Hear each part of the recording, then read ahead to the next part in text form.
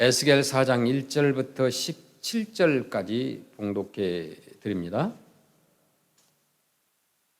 너 인자야, 토판을 가져다가 그것을 내 앞에 놓고 한 성읍 곧 예루살렘을 그 위에 그리고 그 성읍을 에워싸되 그것을 향하여 사다리를 세우고 그것을 향하여 흙으로 언덕을 쌓고 그것을 향하여 진을 치고 그것을 향하여 공성퇴를 둘러 세우고 또 철판을 가져다가 너와 성읍 사이에 두어 철벽을 삼고 성을 포위하는 것처럼 에워싸라. 이것이 이스라엘 족속에게 징조가 되리라.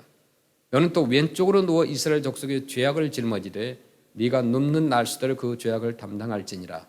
내가 그들의 범죄한 횟수대로 내게 날수를 정하였나니 곧 390일이니라. 너는 이렇게 이스라엘 족속의 죄악을 담당하고 그 수가 차거든 너는 오른쪽으로 누워 유다 족속의 죄악을 담당하라. 내가 내게 40일로 정하였나니 하루가 1년이니라. 너는 또 내 얼굴을 에워싼 예루살렘 쪽으로 향하고 팔을 걷어올리고 예언하라.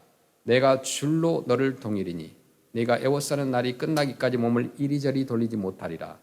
너는 밀과 보리와 콩과 팥과 조와 귀를 가져다가 한 그릇에 담고 너를 위하여 떡을 만들어 네가 옆으로 눕는 날수 곧 390일 동안 먹되 너는 음식물을 달아서 하루 20세겔씩 때를 따라 먹고 물도 6분의 1 흰씩 되어서 때를 따라 마시라. 너는 그것을 보리떡처럼 만들어 먹되 그들의 목전에서 인분불을 피워 구울지니라. 또 여호와께서 이르시되 내가 여러 나라들로 쫓아내어 흩어버릴 이스라엘 자손이 거기서 이같이 부정한 떡을 먹으리라 하시기로 내가 말하되 아하 주 여호와여 나는 영혼을 더럽힌 일이 없었나이다. 어렸을부터 지금까지 스스로 죽은 것이나 짐승에게 찢긴 것을 먹지 아니하였고 가증한 고기를 입에 넣지 아니하였나이다. 여호와께서 내게 이르시되 보라 쇠똥으로 인분을 대신하기를 허락하노니 너는 그것으로 떡을 구울지니라. 또 내게 이르시되 인자야 내가 예루살렘에서 의뢰하는 양식을 끊으리니 백성이 근심 중에 떡을 달아 먹고 두려워 떨며 물을 내어 마시다가 떡과 물이 부족하여 피차에 두려워하여 떨며 그 죄악 중에서 쇠폐하리라. 아멘. 하나님께서 에스겔로 하여금 이제 그의 조국이었던 유다 왕국에 하나님의 채찍과 심판이 임박했다는 징조를 지금 백성들에게 나타내게 하십니다. 여기 본문에 등장하는 그 말씀에 보면 세 가지 징조가 나타나요. 그 첫째 징조는 1절부터 3절에 읽었던 것처럼 토판의 징조입니다. 토판이라는 것은 진흙 벽돌을 말합니다. 두 번째 징조가 말씀을 읽었듯이 4절부터 8절에 나타나는데 이 징조는 예언자가 눕는 징조입니다. 그러니까 눕는 것을 말하는 거예요. 세 번째 징조는 9절부터 17절에 나타나는데 이 징조는 부정한 떡의 징조입니다. 이 본문에는 이 세 가지 징조가 기록되어 있습니다. 자, 그 에스겔서는 우리가 그냥 읽어서는 참 이해하기 힘든 부분도 있어요. 그러나 우리가 조금만 더 섬세하게 또 묵상을 하고 깊이 들어가면 너무너무나 영적으로 우리에게 감동을 주는 그러한 메시지가 들어 있습니다. 우리가 날씨를 참 예측하기가 힘듭니다. 오늘날 뭐 인공위성을 통하여서 어떤 구름 사진을 찍고 이제 옛날보다는 훨씬 나아요. 대부분 거의 맞아갑니다. 그럼에도 불구하고 우리 사람이 기계의 힘을 빌리지 않는다면 날씨를 예측하기 힘듭니다. 그 예수님께서는 어느 날 이 날씨 예측에 관한 아주 귀중한 메시지를 우리에게 한 가지 주셨는데 마태복음 16장 1절에 기록되어 있어요. 바리새인과 사두개인들이 와서 예수를 시험하여 하늘로부터 오는 표적 보이기를 청하니 예수께서 대답하여 이르시되 너희가 저녁에 하늘이 붉으면 날이 좋겠다 하고 아침에 하늘이 붉고 흐리면 오늘은 날이 굳겠다 하나니 너희가 날씨는 분별할 줄 알면서 시대의 표적은 분별할 수 없느냐 이렇게 말씀합니다. 자, 우리는 그 일상생활의 편리와 우리의 유익을 위해서 날씨를 예측하기 마련입니다. 그렇죠? 그래서 오늘의 징조를 가지고 내일은 날씨가 맑겠다 혹은 흐리겠다. 자, 그러므로 내가 행동을 어떻게 해야 하겠다고 예측을 합니다. 우리는 또한 일기예보를 통해서 내일의 나의 행동을 예견하고 또 내일 할 일을 예견하고 목표와 계획을 수립하는 거예요. 뭐 소풍을 간다든가 피크닉을 간다든가 아니면 운전을 한다든가 내일 날씨 굉장히 중요하죠. 등산을 간다든지. 이러한 행동에 대해서 예수님께서는 우리에게 뭐라고 말씀하시느냐 하면요. 너희가 너희들의 삶의 유익과 편의를 위해서는 이런 일기예보에 민감하게 대응하면서도 이 시대가 어떤 방향으로 흘러가고 있는지 이 시대의 표적은 분별할 수 없느냐라고 우리에게 꾸짖는 거예요. 그 일상적 삶의 편리를 위해서는 하늘을 바라보면서 징조를 찾는 사람들이 오늘 우리가 살고 있는 이 시대와 역사의 방향은 가늠하지 못하는 어리석음을 주님께서 지금 개탄하고 계신 것입니다. 우리의 역사는 어떤 역사라고 그랬어요? 우리 크리스찬들의 역사뿐만 아니라 모든 인류의 역사는 구속사라고 그랬습니다. 모든 것이 하나님의 구속, 즉 구원하심의 역사라는 거예요. 마태복음 24장 1절 2절에 보시면 예수님께서 성전에 나와서 가실 때 제자들이 성전 건물들을 가리켜 보이려고 나오니 대답하여 이르시되 너희가 이 모든 것을 보지 못하느냐? 내가 진실로 너희에게 이르노니 돌 하나도 돌 위에 남지 않고 다 무너뜨려지리라. 이렇게 말씀하시면서 예수님께서 예루살렘 성전의 파멸을 예언하신 거예요. 주님께서는 그 시대 또 그 시대마다 사람들이 이제 하나님의 말씀을 거역하고 반역을 할 때 도무지 이래서는 안 되겠다는 판단이 들 때에 하나님께서 역사 속에 간섭을 하십니다. 그리고 그 시대와 문화를 심판하시는 거죠. 그리하여서 주님은 그 당시에 예루살렘 도성에 이 하나님의 심판이 필요하다는 사실을 보시고 그 작정된 하나님의 계획을 따라서 예루살렘 성전에 대한 하나님의 심판을, 즉 임박한 멸망을 예언하신 거예요. 그래서 누가복음 21장 6절과 마태복음 24장 3절에 보면 너희 보는 이것들이 날이 이르면 돌 하나도 돌 위에 남지 않고 다 무너뜨려지리라. 지금 예루살렘이 무너질 것을 예수님께서 예언하신 거죠. 그리고 예수께서 감람산 위에 앉으셨을 때 제자들이 조용히 와서 이르되 우리에게 이르소서 어느 때에 이런 일이 있겠사오며 또 주의 임하심과 세상 끝에는 무슨 징조가 있으리까? 이렇게 질문합니다. 자, 주님께서 말씀을 통해서 우리는 마지막 날의 징조들을 분별할 수가 있는 거예요. 자, 여기서 징조라는 낱말을 우리가 주목해야 됩니다. 자, 아주 흥미로운 사실은 뭐냐면 주님께서는 이렇게 심판을 집행하실 때 그것이 어떤 한 시대의 심판이든 역사의 심판이든 항상 그 심판 이전에 주님을 바라보고 구하고 찾는 사람들에게 그 심판이 임박했다는 징조를 먼저 말씀해 주신다는 거예요. 그 심판을 어떤 방법이로든지 먼저 자신의 종들에게 보여주시고 그 다음에 비로소 심판을 집행하십니다. 아무도 모르게 심판하는 게 아니라는 거예요. 자, 요한계시록 22장 6절에 보면 또 그가 내게 말하기를 이 말은 신실하고 참된지라 주 곧 선지자들의 영의 하나님이 그의 종들에게 반드시 속히 되어질 일을 보이시려고 그의 천사를 보내셨도다. 자, 우리는 계시하면 조금 이상한 이단들이 많이 사용하다 보니까 계시하면 조금 우리가 근접할 수 없을 것 같은 어떤 신기하고 이상한 어떤 하나님의 비밀을 연상하게 합니다. 그래서 요한계시록을 설교하거나 뭐 읽거나 성경 공부하면 조금 이상한 눈으로 바라보기도 하는 거예요. 이 계시라는 것은 너무나 아름다운 단어이고 우리 크리스찬들에게 있어서 필요한 거예요.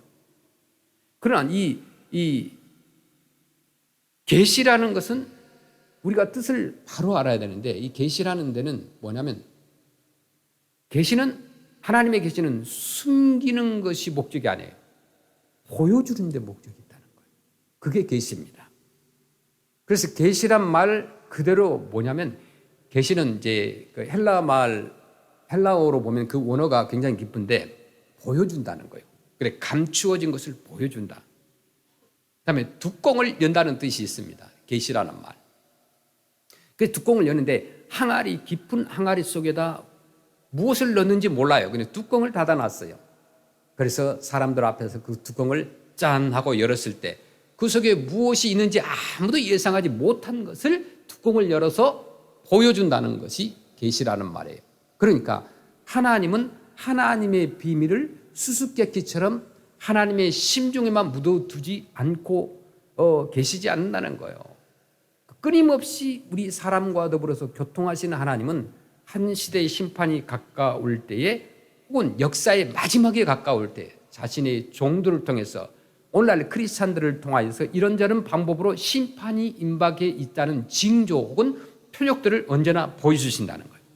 그래 하나님께서는 에스겔에게 오늘 본문에 세 가지 징조를 보여주신 거예요. 항상 역사의 심판이 있기 전에는요 징조가 있습니다. 지진이 일어날 때도 마찬가지죠.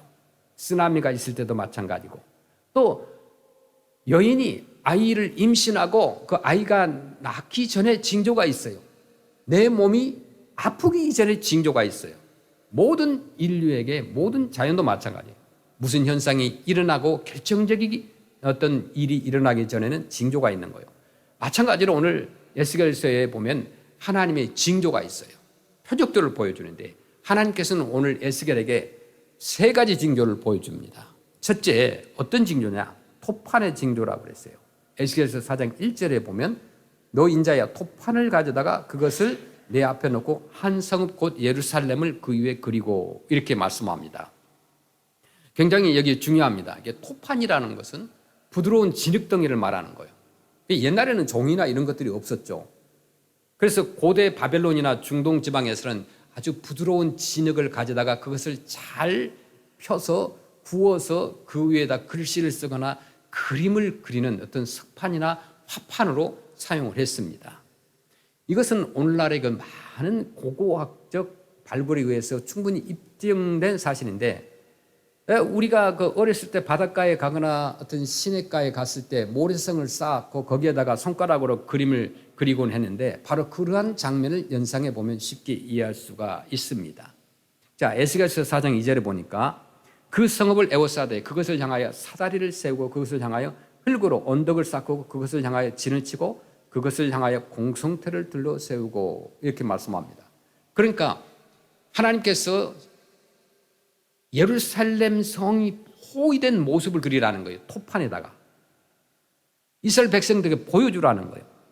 사다리는 옛날에 성을 침략할 때, 공격할 때 쓰는 도구죠. 높은 성을 기어 올라갈 때 사다리를 놓고 올라갑니다. 그 언덕이라는 건 뭘까요? 사격을 할 때 총을 받치는 일종의 받침입니다. 공성태라는 것은 돌로 만들어진 일종의 총을 쏘는 기계입니다. 그러니까 어떤 고무줄로 당겨서 우리가 거기에 구슬을 넣어서 쏘았을 때 어떤 그 고무총과 같은 그런 원리죠. 그런 것들이에요. 이런 것들은 다 뭘까요? 예루살렘 성을 적이 공격할 때 사용할 무기에 대한 상징적인 그림들이라는 거예요. 이 그림을 지금 백성들 앞에서 그리라는 거예요.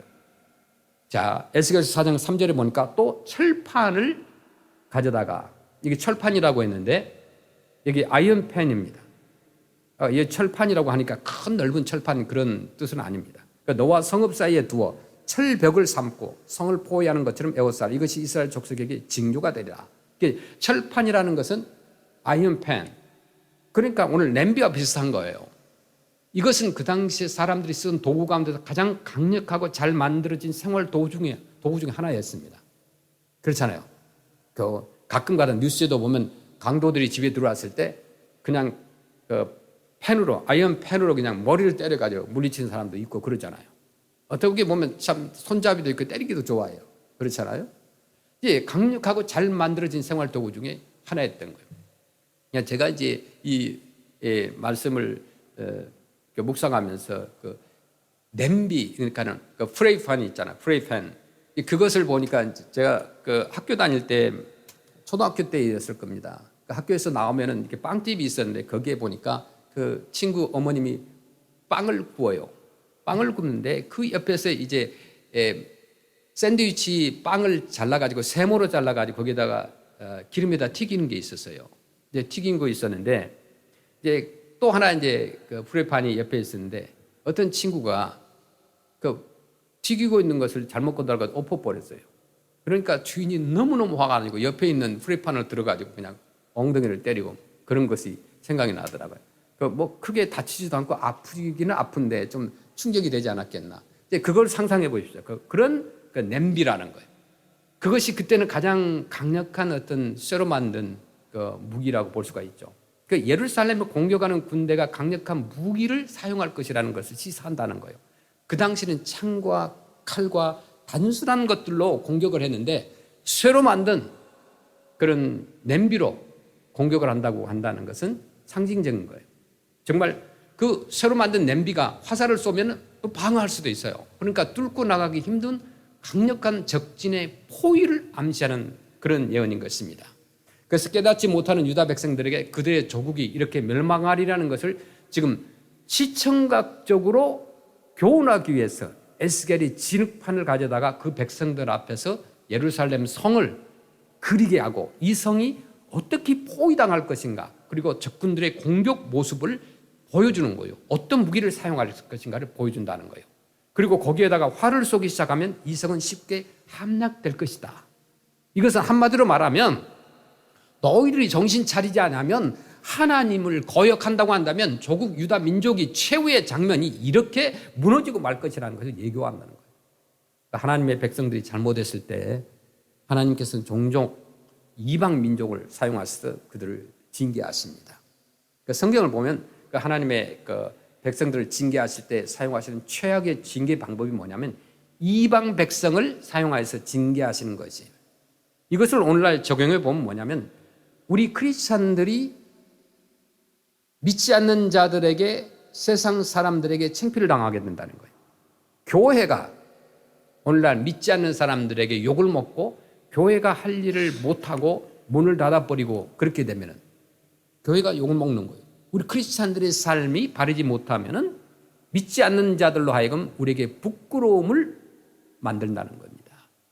자, 우리가 불신자들에 의해서 노략당하고 조롱당하는 등 어려움을 겪는 것을 연상해 보세요. 그때 우리는 얼마나 소리를 지르겠습니까?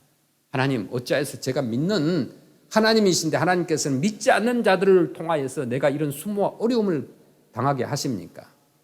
그러나 하나님께서는요, 자기 백성들이 심각한 죄의 문제에 직면했을 때 종종 그런 방법으로 치리하셨다는 거예요. 자, 구약의 성경의 사사시대를 한번 생각해 보십시오. 그 백성들이 잘못할 때 이방 민족 가운데 한 민족을 끌어다가 그 백성들을 다스리게 하심으로 징계하셔서 그들의 어떤 삶이 하나님 앞에서 얼마나 빗나가 있는가를 똑똑히 깨닫도록 하셨던 거예요. 자, 두 번째 예언이 뭐냐면 눕는 징조입니다. 4절부터 8절에 나오는데 너는 또 왼쪽으로 누워 이스라엘 족속의 죄악을 짊어지되 네가 눕는 날수대로 그 죄악을 담당할지니라. 그냥 단순히 성경을 읽으면 이 말씀을 해석하기 힘들어요. 자, 이스라엘 백성들 앞에서 이 예언자가 들어눕는 거죠. 이렇게 해야 하면 좀 깨달을 것 같아서 그런 거예요. 그러니까 시청각 시대에 오늘날 살고 있는 우리로서는 얼마나 실감나는 얘기예요. 말로 하는 것보다 보여주면 훨씬 오래감이 가고 그 임팩트가 생깁니다. 그래서 잘 깨닫게 되는 거예요. 오늘날 우리로서는 정말 실감나는 얘기잖아요. 여러분 셀폰을 통하여서 어떤 디바이스를 통하여서 봅니다. 봄으로 인하여서 우리는 더 많은 것을 이해할 수 있는 거예요. 사람들은 귀로 들려오는 메시지만 가지고 깨닫는 그런 사람들도 있지만 많은 사람들이 듣기로는 깨닫지를 잘 못하는 경우가 있어요. 그래서 어린 아이들 가르칠 때 말로만 하는 것 이해하기 어렵기 때문에 그 어린 아이들 책에는 그림이 많이 있습니다. 아주 갓 태어나서 조금 몇 달 되고 한 살, 두 살 되는 아이들 보면 알파벳을 가르쳐 줄 때 그림으로 가르쳐 주는 거예요. 그렇잖아요. 우리 한글을 가르쳐 주는 학생들도 똑같아요. 가를 가르쳐 주고 가나다라를 가르쳐 줄 때 가 하면 가방 이렇게 보여주면서 가의 의미를 알려주는 거예요. 이와 마찬가지로 하나님께서는 백성들에게 깊은 어떤 하나님의 메시지를 전달하기 위해서 어떤 징조를 사용하셨다는 거예요. 그러면 이 구절에서 왼쪽으로 누우라는 것은 무엇을 의미하는가? 그 이스라엘 족속의 죄악을 당하되 눕는 날수대로 그 죄악을 담당할지니라 그랬어요. 내가 그들의 범죄한 횟수대로 내게 날수를 정하였나니 390일이라 그랬어요. 너는 이렇게 이스라엘 족속의 죄악을 담당하고, 그러니까 에스겔은 왼쪽으로 누워서 390일을 지내야 된다는 거예요. 실제로 그렇게 했을 것입니다. 그런데 390일 동안 계속 왼쪽으로만 누워있다고 생각하지는 않아요. 하루에 일정한 시간, 아마도 하나님의 일정한 시간을 정해 주셨을 거예요. 백성들이 광장에 모이는 시간에 나와서 일정한 시간 동안 왼쪽으로 눕는 일을 하루에 한 번씩 390일 동안 했다는 거예요. 그리고 보라는 거예요.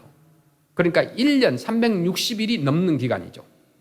1년 이상을 이렇게 백성들 앞에서 들어 눕습니다. 이것이 얼마나 이상한 행동이겠습니까? 사람들이 지나가다 보지 않겠어요? 왜 이렇게 누워 있습니까? 일정한 시간에 예언자가 나와서 그것도 오른쪽이 아니라 왼쪽으로 누워 있다가 들어가고 또 그 이튿날 또 와서 왼쪽으로 누워 있다가 들어가고 그냥 누워 있다가 왼쪽에 누워 있다가 왼쪽으로 누워 있다가 그냥 들어가고 나왔다 들어가고 그렇게 하는 거예요. 390일 동안 했다는 거예요. 이 예언자의 이상한 행동이 얼마나 사람들의 관심을 끌었겠지 않겠습니까? 저것 좀 봐. 이상한 행동을 한다. 지금 예언자는 입술로 자유롭게 말씀을 전할 수 있는 특권까지도 박탈당한 상태입니다. 생각나십니까? 하나님께서는 이 선지자가 벙어리가 되도록 하셔서 패역한 백성에게 말하지 못하도록 하셨어요. 그러니까 말하지 못하니까 계속 눕도록 하는 거예요. 왼쪽으로 누워있도록 하는 거예요. 메시지죠. 대신 이런 이상한 방법으로 하나님의 메시지를 전달하는 거예요. 에스겔이 왼쪽으로 눕는 것은 뭘까요? 북왕국 이스라엘 민족을 향한 예언임을 보여주기 위한 행동이었어요. 그 다음에 오른쪽으로 눕게 되면 남쪽을 향하는데 그것은 유다 왕국을 향한 예언을 하기 위한 것이었어요. 자, 에스겔서 4장 6절에 보니까 그 수가 차거든 너는 오른쪽으로 누워. 390일 동안 왼쪽으로 누워 있다가 다시 오른쪽으로 누워 유다 족속의 죄악을 담당하라고 그랬어요. 내가 내게 40일로 정하였나니 하루가 1년이니라. 그러니까 북이스라엘에 대한 교훈을 먼저 전달한 다음에 북이스라엘 백성들에게 하나님의 진노가 임박하였다. 빨리 회개하고 돌아서라. 이렇게 교훈을 한 다음에 유다를 향한 교훈이 시작된 거예요. 그러니까 하루는 1년을 의미한다고 그랬는데 40일 즉 40년인 거예요. 이것은 북방 이스라엘 민족에게는요 390년이라는 특정한 기간 동안 하나님의 다루심이 있을 것을 예언한 것이고 유다 왕국에는 40년 동안 하나님의 다루심이 있을 것을 예언한 거예요. 이 사건을 놓고 이제 성경학자들 사이에 두 가지로 의견이 갈라지는데 이것을 상징적으로 해석할 경우에 많은 학자들이 이렇게 생각해요. 390에 40을 더하면 얼마예요? 430이잖아요. 430 하면 뭐가 생각나요? 430년. 그것은 이스라엘 백성이 애굽 땅에서 고난받았던 기간이잖아요. 이렇게 애굽 땅에서 고난받았던 430년이라는 기간 동안 또 고난을 받을 것이라는 뜻이 아니라 이스라엘 백성이 애굽 땅에서 430년간 고난을 받은 것과 같은 그러한 고난의 때가 재앙의 때가 임박했음을 보여주기 위한 것으로 해석을 합니다. 그래서 이스라엘 백성은 이 430이라는 수만 들어도 애굽에서 고난받았던 기간을 연장하는 거예요. 그와 같은 고난의 때가 그와 같은 고통의 때가 다시 찾아오고 있다는 사실에 관한 교훈을 메시지를 전달하기 위해서 그렇게 했을지 모른다고 해석을 합니다. 물론 이것은 상징적인 해석을 할 경우입니다. 그러나 문자적으로 해석하는 학자들도 있어요. 이렇게 해석을 합니다. 우선 이스라엘 북왕국의 경우에 그곳의 왕이었던 여로보암 이후의 390년은 주전인데 586년인데 그때는 바로 예루살렘이 함락되던 때입니다. 그러므로 문자적인 해석은 뭐냐? 남북 왕국이 분열된 이후에 북방 이스라엘 백성들이 하나님 앞에 범죄한 기간을 보여주기 위한 것이라는 거예요. 이 구절을 문자적으로 취하든 상징적으로 취하든 하나님의 뜻, 즉 메시지를 전달하는 데는 별 차이가 없는데 자, 에스겔서 4장 7절 말씀 보겠습니다. 너는 또 내 얼굴을 에워싸인 예루살렘 쪽으로 향하고 팔을 걷어 올리고 예언하라고 그랬어요. 그냥 예언하는 것이 아니라 팔을 걷어 올리고. 왜 이렇게 팔을 걷어 올리라고 했을까요? 팔을 벗어매는 것은 이스라엘 백성들의 전투 자세라고 그래요. 싸울 때 자세입니다. 이것은 동양 사람들을 대부분 보니까 싸울 때 팔을 걷더라고요. 동남아에 이렇게 선교를 갔는데 날씨가 굉장히 더운데 거기 다툰 사람들 있잖아요. 길거리에서 오토바이와 차와 이렇게 서로 부딪혔나 봐요. 싸우는데 가장 먼저 하는 행동은 뭐냐? 팔을 걷어 올려요. 팔을. 그래서 준비됐다는 거죠.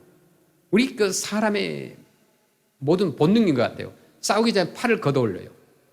그래서 옷이 이제 거추장스럽지 않게 하면서 전투 자세가 돼 있다는 거예요. 이것은 자기들에게 다가오고 있는 이 운명에 도전하기 위해서 팔을 벗어매고 몸부림치는 장면을 묘사하기 위한 표현일지도 모릅니다. 에스겔서 4장 8절에 내가 줄로 너를 동일이니 내가 애워싸는 날이 끝나기까지 몸을 이리저리 돌리지 못하리라. 이는 자기들에게 찾아오고 있는 어떤 운명에 도전하기 위해서 몸부림을 치지만 그럼에도 불구하고 움직일 수 없는 부동의 운명, 부자위의 운명을 가리킵니다. 이것이 그들의 조국인 남방 유다 왕국 앞에 기다리고 있는 심판인 거예요. 하나님께서 이처럼 징조를 통하여 그들에게 임할 심판을 예언하셨습니다. 심판은 그들의 죄 문제, 그것 때문이었어요. 다시 말하면 지금 백성에게 찾아오고 있는 이 고통과 형벌은 그들의 죄 때문이라는 사실을 하나님은 분명히 전달하셨어요. 사람이 무엇으로 심든지 그대로 거두리라고 그랬죠. 하나님은요, 우리가 주님의 백성이라는 사실 때문에 우리의 행동을 그냥 그대로 주질 않아요. 여러분 부모님께서 여러분의 잘못한 행동을 했을 때 그냥 놔두는 건 부모가 아니에요. 잘못한 것을 수정시키고 벌을 주기도 하고 벌칙을 줘서 고치게 하는 것은 여러분 부모님이었다는 거예요.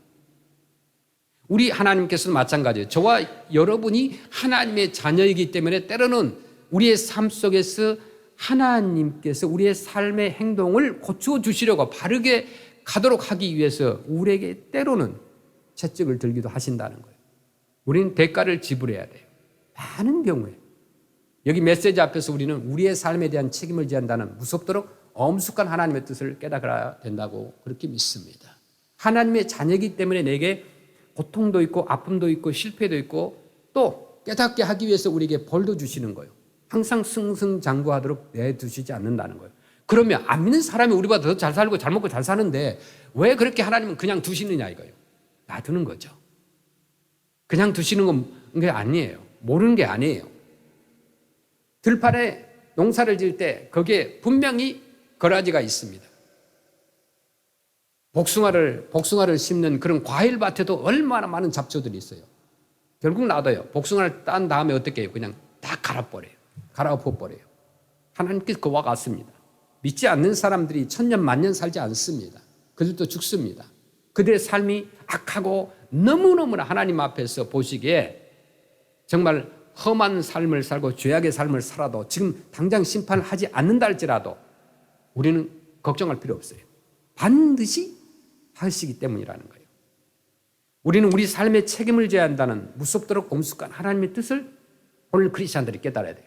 마지막으로 떡의 징조죠.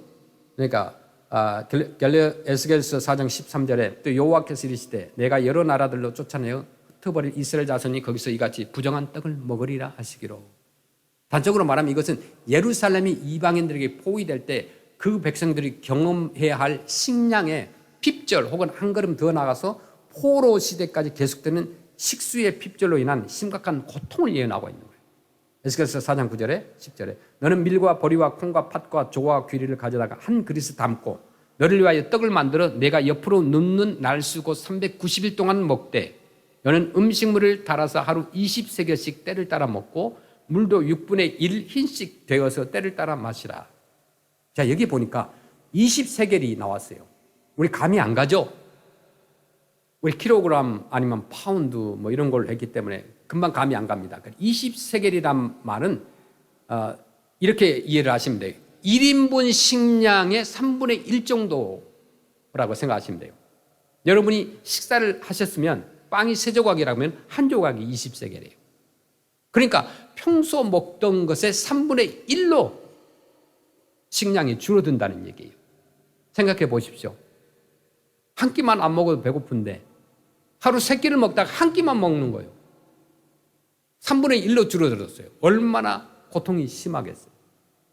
그렇지 않습니까? 그렇게 될 거라는 거예요.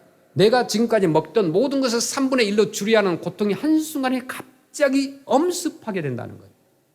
아마 난리 날 거예요. 양식뿐이 아니에요. 물도 줄어듭니다.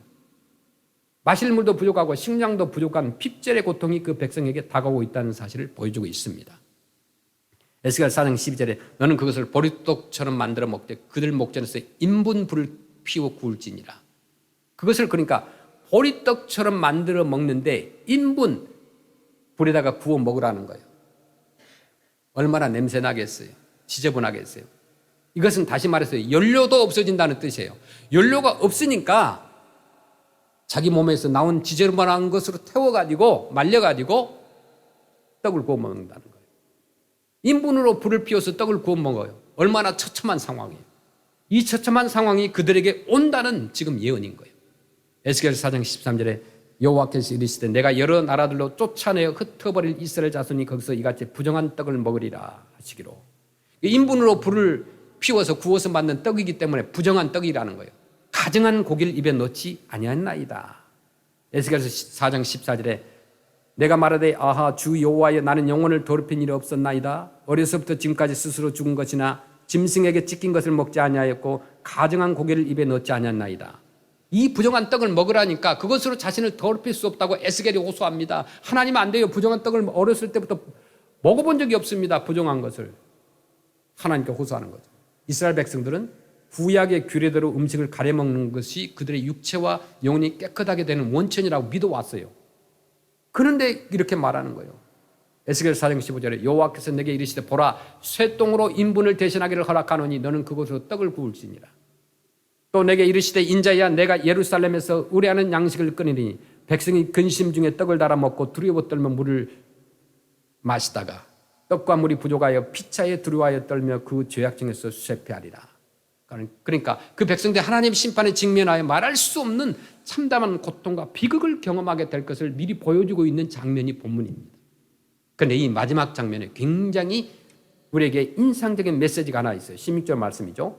또 내게 이르시되 인자야 내가 예루살렘에서 의뢰하는 양식을 끊으리니 양식을 끊고 백성이 근심 중에 떡을 달아 먹고 두려워 떨며 물을 내어 마시다가 지금까지 무엇을 의뢰하며 살았습니까? 예루살렘에서 의뢰하는 양식을 끊으니 예루살렘에 의뢰한다고 그랬어요. 그 양식이라는 거예요. 지금까지 너희들이 예루살렘에서 공급한 그 양식을 먹었는데 그래서 하나님은 그들이 믿고 믿었던 그 양식을 어떻게 한다고요? 끊게 만든다는 거예요. 사람에게요 먹을 것이 없으면 이념도 사상도 다 소용이 없어요. 보니까 먹을 것을 끊어버리면 배고픔에 굶주린 사람에게 무슨 문화가 있고 무슨 예술이 있겠습니까? 무슨 교양이 있겠습니까? 살기 위해서 먹는 거죠. 사람들 찾는 거죠. 그거 마찬가지 양식을 끊겠다는 거예요. 우리는 양식을 주시는 하나님을 의뢰하고 신뢰하며 살아야 함에도 불구하고 때때로 그 하나님을 망각한 채 양식에만 우리 인생을 거린 어리석음을 범한다는 거예요. 하나님이 주신 양식을 오히려 하나님보다 더 신뢰하며 살았다는 거예요. 지금으로 말하자면 양식이 뭐예요? 돈이죠. 돈이 없으면 살 수 없어요. 그래서 돈만 의지한다는 거예요. 그 돈은 누구로부터 옵니까? 내가 건강하게 생활할 수 있고 돈을 벌 수 있는 것은 누구 때문입니까? 그 모든 것이 능력이 누구로부터 주어지신 것이냐 이거예요. 이것은 하나님께로부터. 하나님이 내게 주신 건강이 있지 않는다면 결코 일할 수 없고 비즈니스 할 수가 없어요.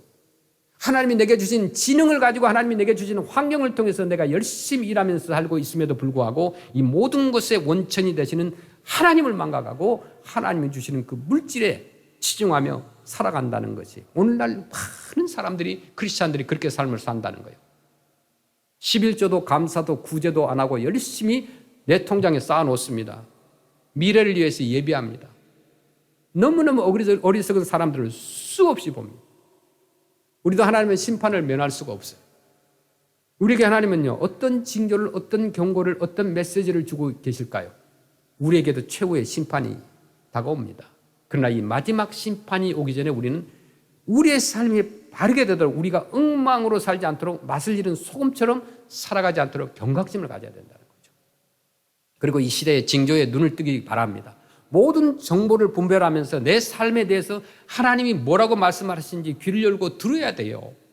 하나님의 책망의 음성을 듣는 귀가 없다면 이 시대를 분별하는 눈이 없다면 오늘날 우리도 에스겔 4장의 일을 겪고 난 다음에야 비로소 회개하고 돌아오는 어리석은 백성들이 되고 만다는 거예요. 이 본문의 말씀이 내 자신과 주님과의 바른 관계 속에서 살도록 촉구하시는 하나님의 마지막 심판이 어떤 그런 음성이 되기를 소원합니다. 오늘 한 해가 가기 전에 주님께 우리가 기도를 드림으로 시간을 드림으로 물질을 드림으로 정확히 하시길 축원합니다. 저는 지난주에 많은 통화를 하면서 아주 중요한 전화 2통을 받았습니다. 이런 내용이었어요.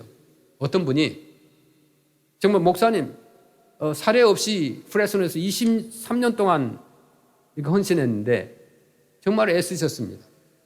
그래서 제가 도와드릴 수 있는 방법이 뭐가 없을까요? 그러면서 자기가 가지고 있는 그 달란트 한인사로서 힘으로 봉사를 하겠다는 거, 한 방으로 봉사하겠다는 거. 내년도 스케줄을 쭉 잡는데 매주마다 한의사가 있어야 되거든요. 근데 자꾸 기도하고 있었어요. 근데 그분이 그런 전화를 하니까 얼마나 기쁘고 반가운지 몰라요. 그러니까 한방을 통하여서 우리는 복음을 전하는 것이 목적이니까. 그 한방에서 낫고 가는 것이 아니라 계속해서 본인들도 경험을 한 거예요. 아픈 사람이 낫거든요. 여러분요, 아프시면요, 오지 말라고 해도 옵니다. 여러분 지금 건강하니까 닥터들을 무시할 수도 있고 그래요. 아프면 그 사람들을 찾고 또 존경할 수밖에 없어요. 한방도 마찬가지예요. 다 병원을 다녔는데도 낫질 않아요. 계속 아픈 거예요. 그런데 여기 와서 침을 맞고 낫는 거예요. 그럼 뭐 어떻게 설명하겠어요, 그것을? 그래서 우리는 그 한의사분하고 이야기하면서 그 집사님과 그런 얘기를 했습니다. 침이 낫게 한 것이 아니라 하나님이 낫게 해주셨다. 그분도 그렇게 하는 거예요. 기도하고 침을 놓고 또 상담을 하고 그렇게 하거든요. 또 어떤 분이 또 연락이 왔어요. 만약에 누가 신학교를 가기로 헌신한 학생이 있다면 교회를 통해서 자기가 4년간 학비를 대주겠다는 거예요. 너무 놀라운 일 아니에요? 저는 학교 다닐 때, 신학교 다닐 때 얼마나 등록금 때문에 고통을 당했는지, 그때 이런 사람이 있었다면 정말 날아다녔을지도 모르겠죠. 그분이 저에게 무슨 사례를 하거나 맛있는 걸 사준다는 거 아니었어요. 그런데 저는 너무너무 기뻤습니다. 하나님께서 내년에는 이런 비전을 가지고 열심히 더 할 수 있도록 하나님께서 힘을 주시는구나. 하나님 아버지를 기쁘게 하려는 그 비전을 가진 자들이 아직도 많이 있구나. 보석과 같은 사람들이 아직도 우리 크리스찬들 가운데는 너무너무 많구나. 그래서 하나님께 영광을 돌렸습니다. 이러한 하나님께 이 해가 가기 전에 하나님의 예언을 우리가 깊이 묵상하면서 마지막 남은 그 날들 속에서 하나님의 기쁨이 되는 여러분 되시기를 주의 이름으로 축원합니다. 아멘.